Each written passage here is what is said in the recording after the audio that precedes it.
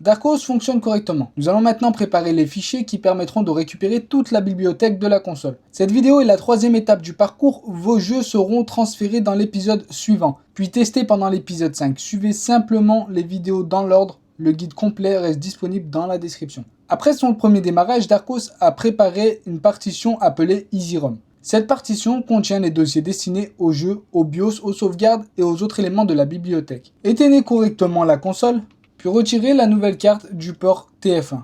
Insérez-la dans le lecteur connecté au Mac. Plusieurs volumes peuvent apparaître. La partie boot contient des fichiers nécessaires au démarrage de la console. La partie EasyROM est celle qui va accueillir la bibliothèque de jeux. macOS peut également afficher un message indiquant que le disque est illisible. Ne cliquez surtout pas sur Initialiser ou sur une option permettant de formater le disque. Darkos utilise également une partition Linux que macOS ne peut pas ouvrir directement. Ce message est donc normal. Ouvrez uniquement EasyROM.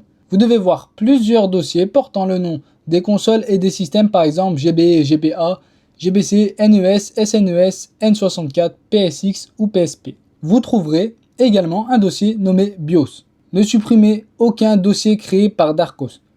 Vérifiez maintenant l'espace de la nouvelle carte. Elle doit disposer de suffisamment de place pour recevoir la bibliothèque de la carte d'origine. Éjectez ensuite correctement la nouvelle carte. Sur le bureau du Mac, créez un nouveau dossier temporaire. Vous pouvez le nommer contenu EasyROM original. Insérez maintenant la carte microSD d'origine de la R36S. Ouvrez sa partition EasyROM. Sélectionnez tout son contenu, puis copiez-le dans le dossier temporaire créé sur le Mac. Attention, il ne faut pas copier le fichier zip créé par Apple PI Baker. Ce zip représente une image complète de l'ancienne carte et sert principalement en restauration d'urgence. Nous copions ici les véritables dossiers visibles dans la partition EasyROM. Le transfert peut prendre beaucoup de temps si la carte contient plusieurs milliers de jeux. Ne retirez pas la carte et ne fermez pas le Finder pendant la copie. Lorsque l'opération est terminée, ouvrez le dossier temporaire et vérifiez que les différents dossiers de console sont bien présents. Vous devez notamment retrouver les dossiers contenant les jeux ainsi que le dossier BIOS. Éjectez correctement la carte d'origine